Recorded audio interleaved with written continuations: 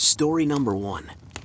In 2001, I was living in a quiet suburb just outside of Pittsburgh, Pennsylvania. My life was straightforward. I was a budding journalist for a local newspaper, hunting for stories and hidden gems.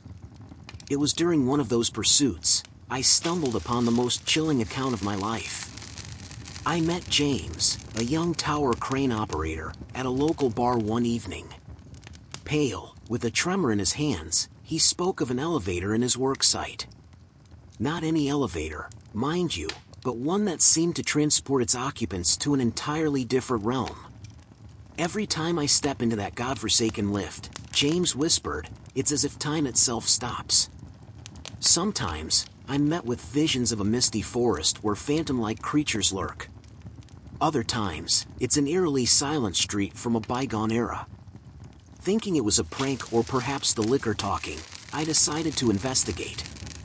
The very next day, James took me to the construction site. The crane towered above, rusting slightly. Beneath it stood the infamous elevator.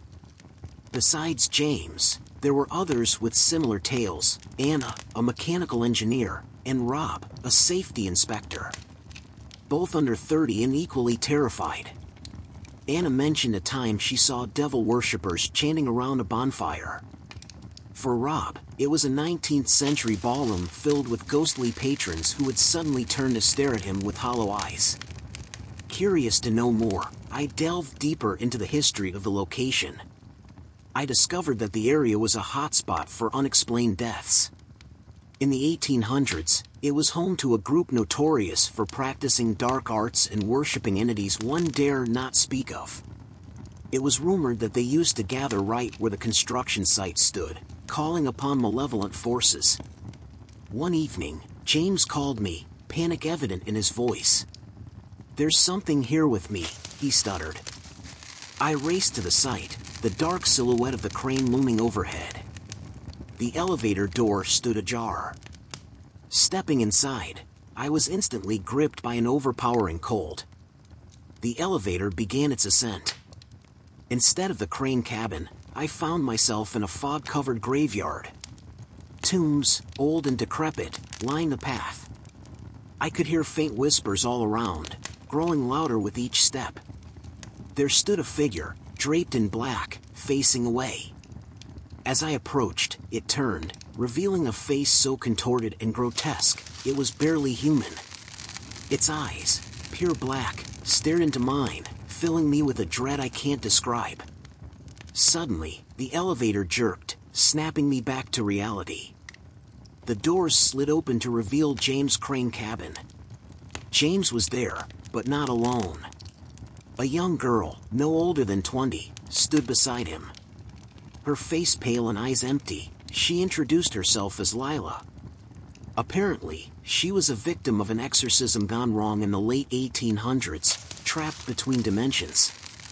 The crane, the elevator, they were all gateways, Lila explained. Each passenger was drawn into the dark history of the place, forced to relive its horrors. I never returned to that construction site. The crane was soon abandoned, but tales of its haunting spread like wildfire, becoming the stuff of urban legends and creepypastas. To this day, I can't shake off the feeling that something from that other dimension has its eyes on me. Every creak in my house, every flicker of light, serves as a stark reminder there are things out there, lurking in the shadows, waiting for the perfect moment to pull us into their nightmarish world. Story number 2. Guardian of the Girders. In the summer of 2002, nestled in a suburb outside of Portland, Oregon, I embarked on a journey that I would never forget. I was a young photographer, Laura, hunting for abandoned places to capture. My passion led me to a construction site that was infamous among locals for its unsolved mysteries and unexplained deaths. The stories that emanated from there spoke of a ghostly construction worker appearing on foggy nights. It was during a conversation at a local cafe that I met Kayla, a crane operator, and Ben, an architect. Both were in their late 20s and were currently working on the construction site. They had tales that would make one's blood run cold. Kayla, her voice quivering, shared her experience of spotting a spectral figure on foggy nights, always pointing towards certain girders or areas of the site. I was intrigued. I decided to explore further and sought permission to visit the site one evening. Accompanied by Kayla and Ben, we ventured out. As dusk settled, a thick blanket of fog engulfed the surroundings. The towering crane seemed to merge with the sky, its top disappearing into the abyss. As we approached, a figure emerged. Dressed in old construction attire, complete with a hard hat, he pointed towards a section of the site. It was a warning. Before we could approach, he vanished. Ben, wide-eyed, remarked, "That's him. The guardian of the girders." My grandpa used to say he was a construction worker named Jake who died under mysterious circumstances in the 1970s. Determined to know more, I dug into the history of the site. The records were chilling. In the late 1970s, there was a surge of unexplained deaths. Devil worship and dark rituals were rumored to take place after hours, and Jake was believed to have stumbled upon one such event, leading to his untimely demise. His spirit, however, remained, warning others of impending dangers and possibly the malevolent spirits that still lurked there. Kayla recalled an incident where Jake's apparition had saved her life. I was working late, and the fog had set in. Out of nowhere, Jake appeared, pointing fervently at a girder above me. Moments later, it crashed right where I had been standing. Realizing the gravity of the situation, we decided to call in a paranormal expert, Melissa, to cleanse the site. She performed an exorcism, attempting to free Jake's spirit and ward off the malevolent entities. The ritual was intense, with objects moving on their own and chilling winds despite the calm weather. The next day, as the sun rose, the construction site felt different. The heavy, oppressive atmosphere had lifted. However, on foggy nights, Jake's spirit was still seen, forever guarding the girders, a silent protector. The tales of the construction site, Jake, and the dark rituals became the stuff of legends. They spread far and wide, turning into eerie creepypasta stories shared around campfires. Looking back, I shiver at the thought of what could have been. Jake's spirit had not only protected the construction workers but had shielded us from an unspeakable evil that night. The photographs I took serve as a chilling reminder: some places hold secrets that are best left undiscovered. Story number 3. The Haunting of Crane 22. By the fall of 2003, a reputation had settled over a suburb outside Dallas, Texas, that left many residents both intrigued and terrified. The talk of the town was about Crane 22, a massive, rusted structure that stood tall among its peers but carried with it an ominous air of dread. I'm Alex, a videographer, who, upon hearing the whispers of Crane 22's hauntings, decided to investigate. My first encounter was with Sophia, a site engineer. Barely 25, her face already carried the weight of her experiences with Crane 22. "It's cursed," she murmured, explaining how every time she or any of her colleagues approached it after sunset, they would hear anguished whispers and witness mysterious shadows darting about. But that wasn't all. The crane's controls would malfunction, lights would flicker, and cables would move on their own. Derek, a crane operator, spoke of an apparition of a man in old construction garb that appeared frequently on the operator's deck.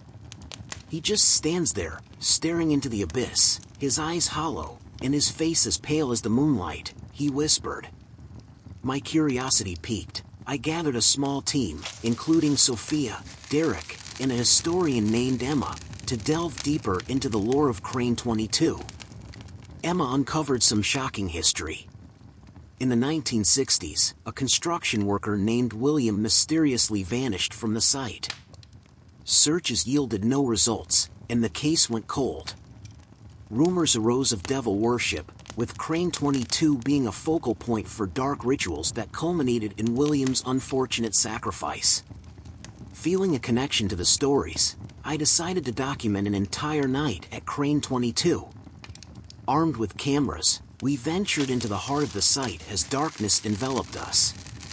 Hours passed with minor disturbances. But as midnight approached, the temperature dropped. Fog rolled in, and the crane's lights began to flicker. Suddenly, the apparition Derek spoke of materialized.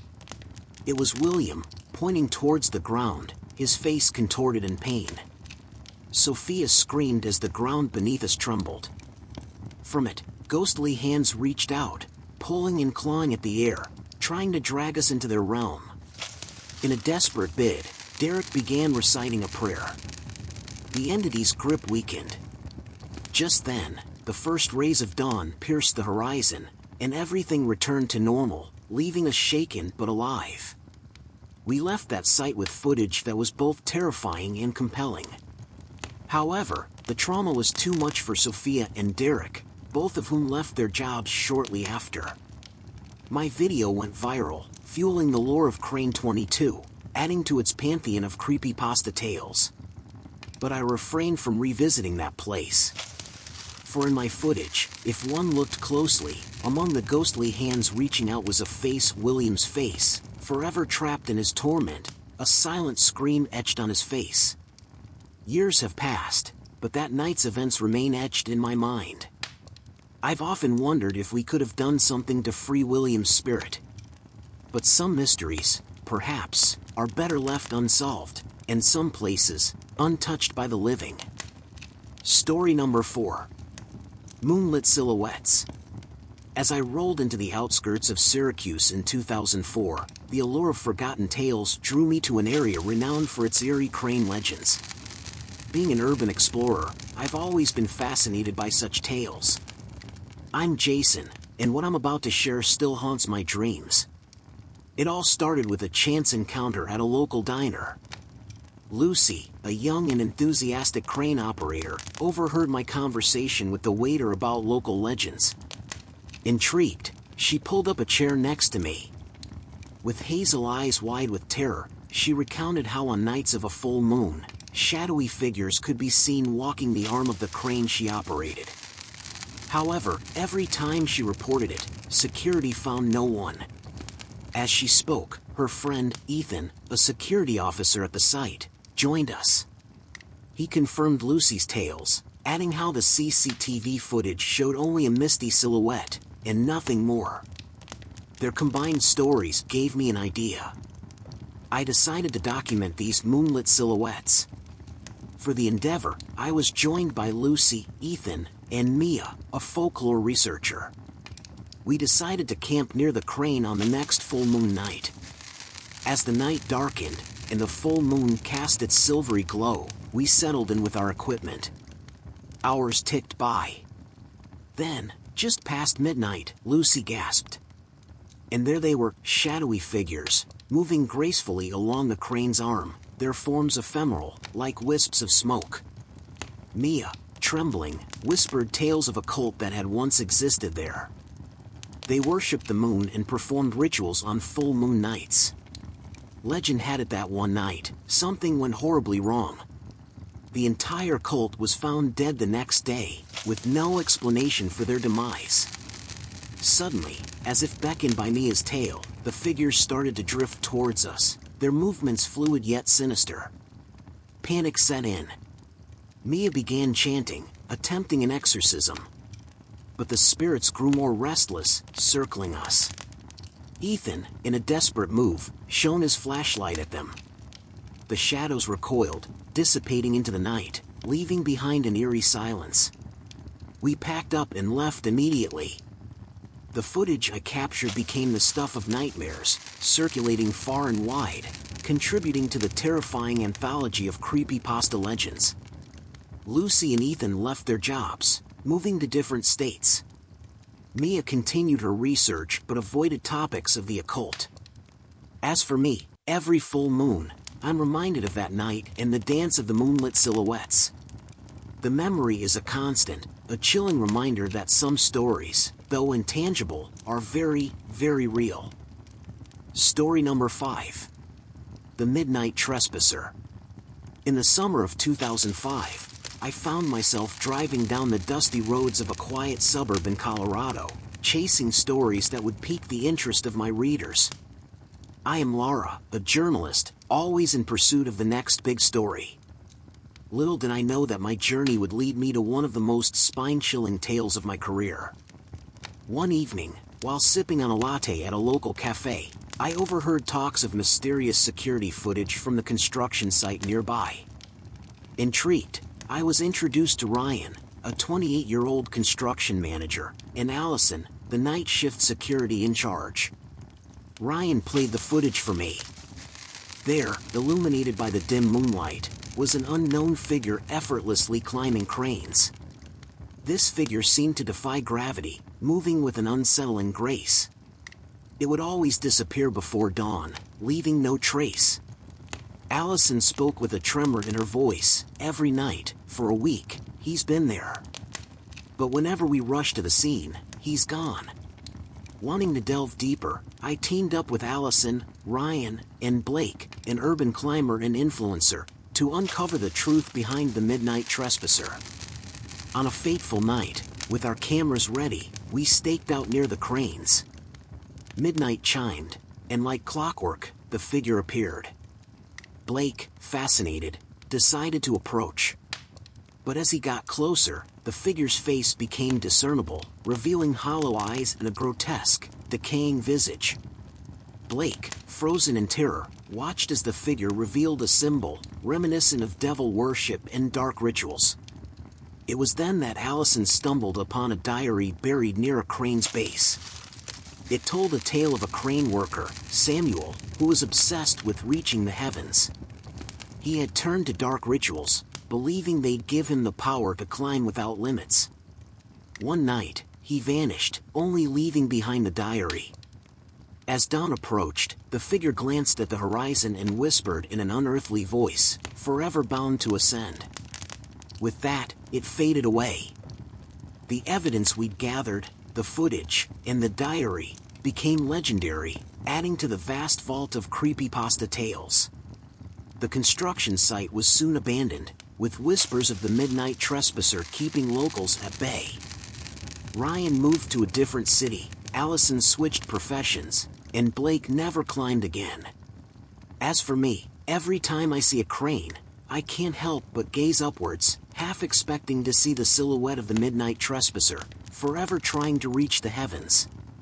The story serves as a harrowing reminder that some ambitions, when mixed with the occult, can lead to a never-ending purgatory. Story number 6. Winds of Whispers. In the summer of 2006, I was driving through the industrial suburbs of Pittsburgh, drawn to its rusty architecture and the tales that lay hidden in its structures.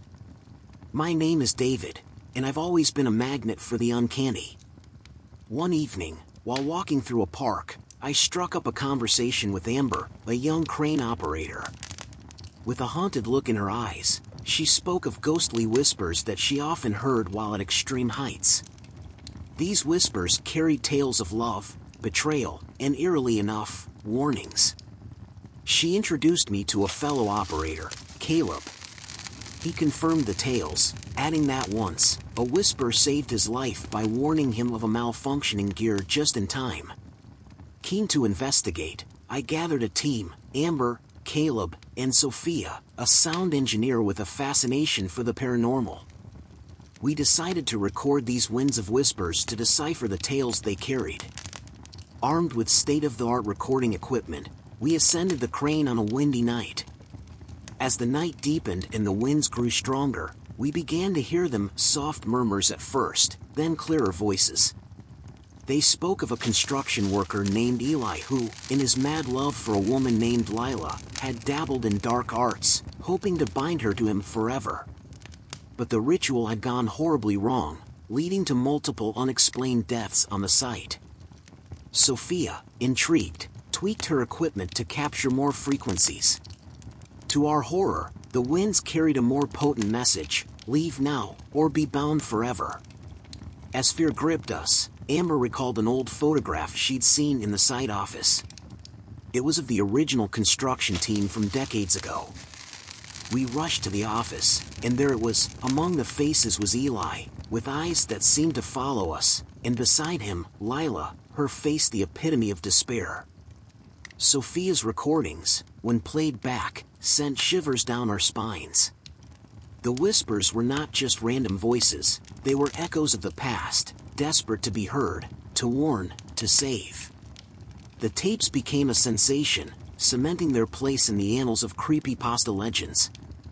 The construction site was eventually abandoned, with the crane standing as a lone sentinel, carrying the tales of Eli and Lila. Amber and Caleb quit their jobs, the memories too traumatic to revisit. Sophia went on to become a renowned paranormal investigator. As for me, the winds never sounded the same again. Every gust, every gentle breeze carried with it a potential story, a hidden warning, a desperate plea. It was a constant reminder that sometimes, the past, no matter how deeply buried, finds its way to the present, through the winds of whispers. Story number 7. The Haunted Blueprint. In the chilly autumn of 2007, I was driving through a lesser-known suburb of New Orleans, seeking tales buried beneath time and rust. My name is Nathan, and I had just started a podcast on urban legends. A cryptic email had brought me to this place, pointing me to a peculiar series of events linked to a tower crane blueprint. Upon reaching the town, I met Clara, an architectural researcher, who handed me an old, weathered blueprint. Every crane constructed using this, she whispered, has experienced supernatural incidents. Eager to unravel the mystery, we roped in Derek, a seasoned crane operator, and Lily, a historian with expertise in local myths. Our first stop was a construction site using the cursed blueprint. Derek, ascending the crane, immediately felt a cold presence. His radio crackled to life, broadcasting eerie chants that sounded like devil worship. Horrified, he descended to find us poring over a faded newspaper article Lily had found. It narrated the tragic story of a crane designer named Victor, who, heartbroken by the death of his lover, Isabel, infused the blueprint with dark rituals, hoping to embed her spirit into his creations. Visiting various sites using the blueprint, we encountered unexplained technical glitches, chilling apparitions, and voices crying out in anguish. But the most bone-chilling discovery awaited us at Victor's dilapidated mansion. Lily had stumbled upon a secret chamber that held an altar. At its center lay another blueprint, drenched in dried blood, surrounded by symbols of dark arts. We realized Victor's plan wasn't just to immortalize Isabel's spirit but to summon her from the beyond. Derek, ever the skeptic, decided to conduct an experiment. Using the blood-soaked blueprint, he supervised the construction of a new crane. No sooner had it been erected than a violent storm brewed out of nowhere. As lightning flashed, a female apparition appeared atop the crane, reaching out to a male ghostly figure, Isabel and Victor reuniting in death. Understanding the gravity of the situation, we sought the help of a local priest, Father Mateo, known for his expertise in exorcisms. Battling hostile supernatural forces, Father Mateo managed to cleanse the bloodied blueprint, freeing Isabel's trapped soul and banishing Victor's malevolent spirit. The haunted blueprints, along with our findings, were safely stored away, ensuring no more cranes would be tainted. Clara and Lily dedicated themselves to restoring Victor's mansion, turning it into a museum warning of the perils of mixing grief with dark arts. Derek, forever changed, became an advocate for safe construction practices, spiritual and otherwise. As for me, the haunted blueprint became the most chilling episode of my podcast. Every time I see a crane against the skyline, I remember that love, when tainted with darkness, can cast shadows across time, and perhaps, beyond. Story number 8. Swinging Shadows. A summer I'll never forget. I was driving along the barren roads of Salem's outskirts when an old friend, Megan, a journalist, contacted me. She was investigating a series of strange events on a construction site. They say the crane's hook swings wildly on its own, casting shadows resembling lost workers, she said, her voice quivering. Curiosity piqued, I joined her. We teamed up with Jake, a tech-savvy camera operator, and Sarah, a local historian. The first night at the site was unsettling. As midnight approached, the crane's hook began swinging erratically, casting eerily human-like shadows on the ground below. No wind. No logical reason. Just the shadows dancing their ghostly waltz. Sarah delved into the site's history and discovered a dark past. In the early 1900s, it was the epicenter of devil worship. Many construction workers had disappeared, only to be found sacrificed in dark rituals. The crane seemed to be located right over an old underground altar. Megan, in her journalistic endeavors, interviewed old-timers. Hushed voices spoke of a pact made by a foreman with demonic entities to ensure the construction's swift completion.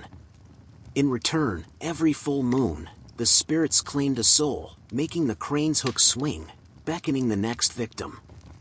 One evening, as we were setting up cameras, Jake began acting strangely. He climbed the crane, drawn by some unseen force. We watched in horror as the shadows converged around him, whispering ancient chants. I was running, desperate to reach him, when a hand grabbed mine. It was Father Gregory, an exorcist known to Sarah. He had come after reading about our investigation. Together, we ascended the crane. At its apex, a terrifying scene awaited. Jake, entranced, was about to jump, surrounded by apparitions of lost workers, their hollow eyes pleading for release. Father Gregory began his exorcism, but it was clear this was unlike any other. As he chanted, one by one, the spirits found peace, their shadows dissipating. But one remained, the foreman, his soul twisted by his unholy pact. The crane's hook swung violently. Megan screamed as it hurtled towards Father Gregory. With a final prayer, the priest banished the malevolent spirit, but not before the hook struck him, casting him into the abyss below. The next morning was eerily calm. The crane stood still, its hook no longer casting the dancing shadows of yesteryears. Jake, though traumatized, was alive, with no memory of his possession. We erected a memorial for Father Gregory, a savior who gave his life to free the trapped souls. The construction site was abandoned, left as a testament to the perils of meddling with the dark. Every time I walk past a construction site, the shadows, the whispers of the wind, they all remind me of that fateful summer, where the line between our world and the next blurred, if only for a few haunting nights. Story number 9. The Operator Who Never Left. 2009, in a quiet suburb of Pennsylvania. I was driving through the remnants of a storm when the radio host shared tales of a haunted construction site. My friend Lucy, a budding filmmaker, had long been obsessed with this urban legend, and she pulled me into her ambitious project. We met at her apartment where her colleague, Daniel, a seasoned crane operator, shared haunting stories of his predecessor, Ray. Ray was an exceptionally dedicated operator, always prioritizing the safety of the crew. One fateful night, amidst a fierce storm, he stayed at his post to secure equipment.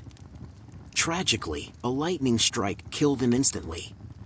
Yet, workers claim that during harsh weather, the crane moves on its own, preventing accidents. They whisper Ray never left his post. Lucy, filled with a mix of excitement and trepidation, roped in Emily, a spiritual medium. Our plan was to spend a stormy night on site, with Daniel operating the crane and Emily trying to communicate with Ray. The night was thunderous. As I was walking towards the crane, a gust of wind carried faint murmurs. It sounded like an operator giving safety instructions. Shivers ran down my spine. Daniel took his position, but the controls acted bizarrely. The crane moved smoothly, as if guided by an expert hand. Emily began her ritual, her voice echoing eerily. The wind intensified, and the crane's light illuminated a figure beside Daniel, Ray, in his worn-out operator's jacket, his eyes hollow but determined. Suddenly, a massive piece of equipment broke free, swinging perilously. Before Daniel could react, the controls moved on their own, skillfully averting disaster. Ray's spectral form nodded at Daniel, a silent acknowledgement between professionals. Emily, trembling, managed to convey Ray's message. He felt duty-bound to protect the site and its workers but yearned for release. On her advice, we organized a memorial for Ray, acknowledging his sacrifice and dedication. The whole town attended, sharing stories of near misses and the mysterious crane that seemed to move on its own. That night, as the storm once again lashed out, we returned to the site. Emily initiated a final ritual to free Ray. The crane whirred to life one last time, lights flashing erratically. And then, in an emotional moment, the spirit of Ray, surrounded by a bluish glow, saluted us and faded away. The next morning was calm, the storm's fury spent. The crane stood still, silent testimony to the legend of the operator who never left. Looking back, that night remains etched in my memory. Every time I hear of a storm, I'm reminded of Ray's dedication and the thin line between the living and the dead, where sometimes, love for one's duty transcends even death. Story number 10. Crane Cabin Cold Spots. 2010, a sprawling suburb of Denver. I was walking back from a long day at work when I received a desperate call from my old college buddy, Jeremy. Jeremy had recently started working as a crane operator, a job he dreamt of since childhood. But what he described sent chills down my spine. He narrated how he would often experience sudden cold spots in the cabin, only to be followed by visions of a tragic event from decades past, a woman, dressed in early 1900s attire, mourning beside a fresh grave, marked with a crane hook. Curiosity piqued. I teamed up with Jeremy, Rose, a tech-savvy friend, and Alex, an anthropology student, to dig deep. We discovered that multiple crane operators, across various sites, reported eerily similar experiences. One evening, as Jeremy and I were driving to one of these sites, we encountered Mark, a retired operator. He recounted a terrifying incident from his youth. Once, amidst a cold spot, he witnessed a ritual involving devil worship beneath the crane's shadow. As he described the symbols and chants, Alex's face turned pale.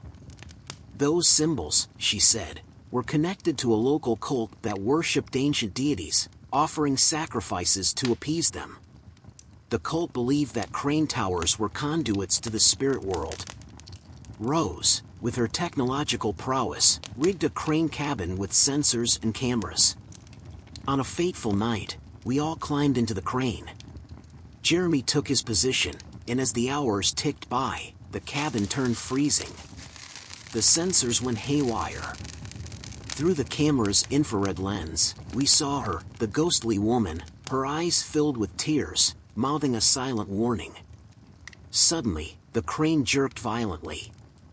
On the ground below, the shadows converged, forming a swirling vortex. From it emerged hooded figures, chanting ominously around an altar. Atop it lay the ghostly woman, appearing more tangible now, her cries echoing in the chilling wind. Alex, recognizing the chants, urged us to intervene. She believed that our presence, the living, could disrupt the spectral ritual. Armed with salt and lit torches, we descended, encircling the cultists. As we closed in, chanting a protective mantra that Alex taught us, the figures disintegrated into mist, leaving behind an eerily calm silence. The next morning, in the bright light of day, we found an old blueprint at the site's office. It revealed that the crane's foundations were built over an old burial ground. The woman was none other than Clara, a local who had opposed the cult and was sacrificed in retaliation. In her gratitude for being freed, Clara's spirit appeared one last time, smiling warmly before vanishing into the ether. Years have passed since that harrowing night, but every time I pass by a construction site, I can't help but wonder about the tales that lie buried beneath, waiting for their moment to be told. Story number 11. twin crane terror. It was the summer of 2011, in a growing suburb of Phoenix. I was driving home from a late-night shift when I took a detour past the construction site of the soon-to-be biggest shopping mall in the area. The silhouettes of two massive cranes stood side by side, like giants guarding the area. But something about them felt off. They appeared to move in tandem, in an eerily synchronized dance. Talking about it the next day, my friend Clara, a local journalist, mentioned hearing whispers about the twin cranes' peculiar nocturnal activities.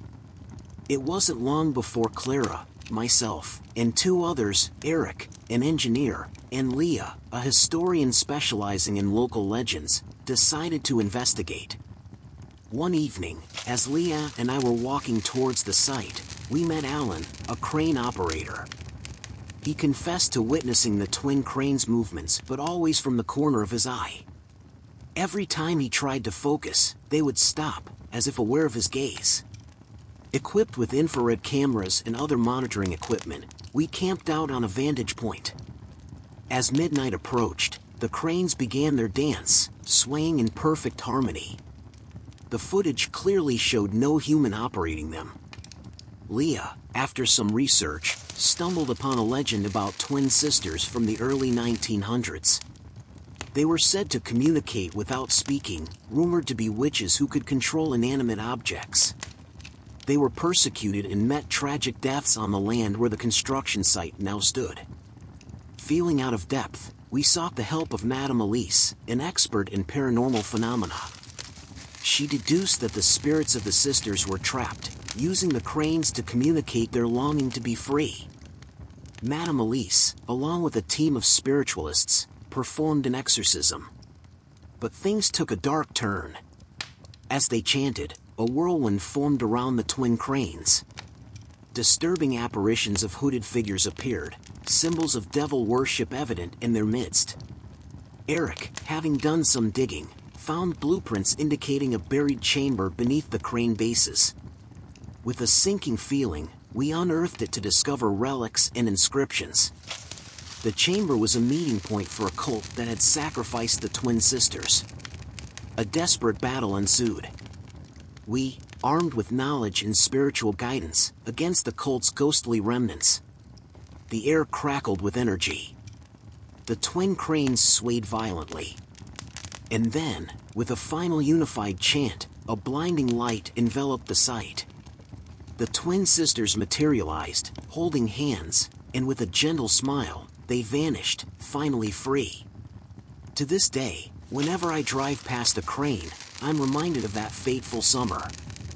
But more than fear, I feel a sense of respect for the tales and spirits that intertwine with our world, forever leaving their mark. Story number 12. Beacon for the Lost. I had always found comfort in routine. Driving through the same streets of Waverly, a quiet suburb of Seattle, seeing the same old buildings, and the construction site that never seemed to progress. But in the winter of 2012, something disrupted that comforting monotony. One foggy night as I was driving back from work, I noticed the crane at the old construction site. Its light, placed at its zenith, shone brightly through the dense mist. Oddly, the rest of the site was pitch black. As I approached, I could discern shadowy figures ascending the crane, seemingly drawn to the light. Intrigued and admittedly quite frightened, I called out to my childhood friend, Lydia, a tech-savvy photographer, and described what I'd seen. Together with Max, a construction worker from the site, and Sophie, a parapsychologist, we decided to investigate. On our first night of surveillance, Lydia set up infrared cameras. As midnight drew close, the light turned on again, casting its glow over the eerie fog. Shadowy figures emerged, their movements solemn, eyes hollow, and faces reflecting a melancholic yearning. Sophie, after speaking to some locals, uncovered a harrowing tale. Decades ago, a ferry accident had occurred nearby during a stormy night. Unable to navigate through the fog, the ship crashed, and many lost their lives. Locals believed that these restless souls were drawn to the light of the crane, mistaking it for the lighthouse that failed them that fateful night. Things became even more unsettling when Max revealed that several workers had met mysterious deaths on site. After the light phenomenon started, some reported being pushed or hearing whispers. One day, a priest was brought in for an exorcism but died suddenly, choking on thin air. Drawing a connection, Sophie speculated that the lost souls were being manipulated by a more sinister presence, perhaps fueled by the trauma of the tragic shipwreck and the negative energy of the crane site. Desperate to provide the wandering souls some peace and rid the area of its haunting, Sophie suggested a ritual to guide them to the afterlife. Max managed to find an old ship's beacon, which we placed at the site, hoping to provide the spirits a more appropriate light source to guide them. The ritual night was tense. As Lydia documented the event, I could feel the temperature dropping. Sophie began her chant, the beacon's light piercing the fog. Slowly, the shadowy figures approached the beacon, their hollow eyes now reflecting recognition and relief. However, as the spirits began their ascent towards the beacon, a monstrous apparition, a grotesque silhouette of a hooded figure with glaring red eyes, appeared atop the crane, trying to deter the spirits. It was the malevolent force Sophie had warned us about. Sophie increased the intensity of her chants, Max and Lydia joining in, guided by instinct. The combined energy created a protective barrier, shielding the wandering souls and weakening the malevolent entity. With a crescendo of light and sound, the lost souls ascended, the beacon's light turning a brilliant blue. The sinister apparition shrieked and dissipated into the fog, its reign of terror ended. The next morning, the crane's light no longer turned on. The construction site resumed its activities, and life in Waverly returned to its familiar rhythm. But the memories of that chilling winter will forever remain etched in our minds, a testament to the thin veil that separates our world from the unknown. Story number 13. The Balance of the Afterlife. I still remember the horror stories we grew up listening to. Even though Masonville is just another quiet suburb, its residents whispered tales of the haunting crane that stood tall over our town's skyline. For most of my life, I thought them just creepy urban legends, mere tales to keep nosy children away. But in 2013, my perspective changed forever. I was working as a journalist for the local paper then. A year prior, a catastrophic accident at the construction site left many dead, forever scarring Masonville's memory. The 1-year anniversary was approaching, and I had been assigned to write a reflective piece on the tragedy. That's when I decided to interview workers, families of the deceased, and anyone connected to that fateful day. A construction worker, Derek, narrated a chilling account. Every year since the accident, the crane would start operating on its own exactly at 12:07 a.m., the time of the accident. To the shock of onlookers, it would balance itself perfectly, defying all logic in physics, only to stop at 12:08 a.m. 1 minute.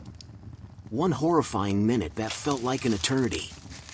Intrigued, I consulted an old friend, Clara, who was into urban explorations and had a knack for the occult. Along with Ethan, an engineer who once worked on the site, and Ivy, a psychic, we decided to witness this phenomena firsthand. On the night of the anniversary, we gathered near the site, anxiously waiting for midnight. Clara set up her cameras while Ethan brought out his equipment to monitor the crane's movements. As the clock struck 12:07 a.m., the monstrous machinery roared to life. It began a dance of perfect equilibrium, an impossible feat without an operator. Ivy, with her eyes closed, murmured, "They're here, so many of them. They want to be remembered. They want to be balanced between this life and the next." As the crane balanced, I felt an icy hand on my shoulder. Turning around, I saw translucent figures of the workers who had died. They looked at us with somber eyes, not in anger, but a plea for remembrance. However, as the seconds ticked, the atmosphere turned tense. A gust of wind brought with it a dark, looming shadow that hovered over the site. Ivy identified it as a spirit of malevolence, likely tied to some older, forgotten tragedy of the land. This entity tried to disrupt the crane's balance, a symbolic gesture of power and dominance over the trapped souls. Clara, remembering an old Masonville chant used to ward off evil spirits, began singing. I joined in, as did Ethan, our voices rising against the malicious force trying to rewrite the narrative. For what felt like hours but was only seconds, we chanted, and the entity shrieked in fury before dissipating into the cold night air.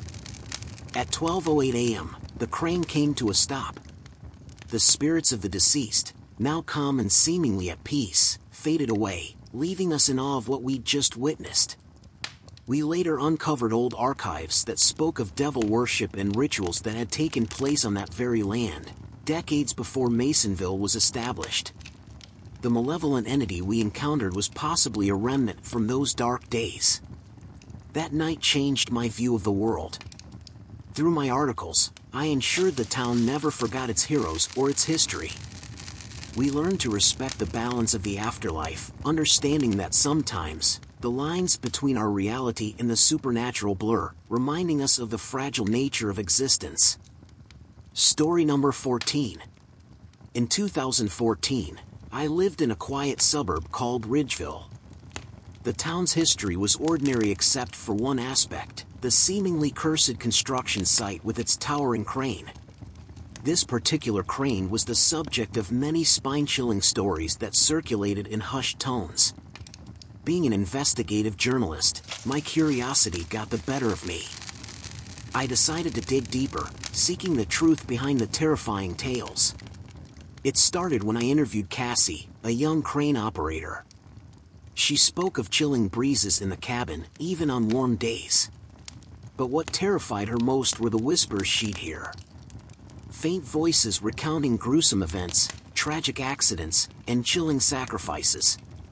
Through Cassie, I met Alex, a local historian, and Sophie, who was known to have a special sensitivity to the supernatural. Both had their encounters with the malevolent spirits tethered to the site. Sophie, during one of her strolls near the construction site, was drawn to the crane. She'd seen shadowy figures around it, each one appearing to be replaying their final moments. It was as if the crane was a beacon, a cursed monument to the town's dark history. Alex shared newspaper clippings dating back decades, detailing bizarre incidents around the crane site. In the 70s, a series of unexplained deaths plagued the workers. In the 80s, a devil-worshipping cult supposedly conducted dark rituals beneath the crane's looming silhouette. One evening, Sophie, Alex, Cassie, and I decided to stay overnight at the site, equipped with recording devices and cameras. Hours went by with nothing but silence. Then, around 3 a.m., we heard it, the echoing moans of pain and sorrow. The crane's lights flickered on and off as if reacting to an unseen force. We spotted apparitions of workers, each one reenacting their tragic demise. Then, more sinister entities began to manifest, likely those involved in the dark rituals. Sophie began to chant a prayer, trying to communicate and calm the spirits. However, things escalated quickly. Sophie was entrapped in a trance, her voice echoing those of the lost souls. The air grew thick with tension. Alex, recalling an old exorcism rite from one of his texts, began reciting it loudly, with Cassie and me joining in. As we chanted, a strong wind circled around us. A blinding light emanated from the crane, casting the shadowy figures away. When everything settled, Sophie was released from her trance, gasping for breath. We left the site at dawn, our footage and recordings a testament to the unspeakable horrors of Ridgeville's cursed crane.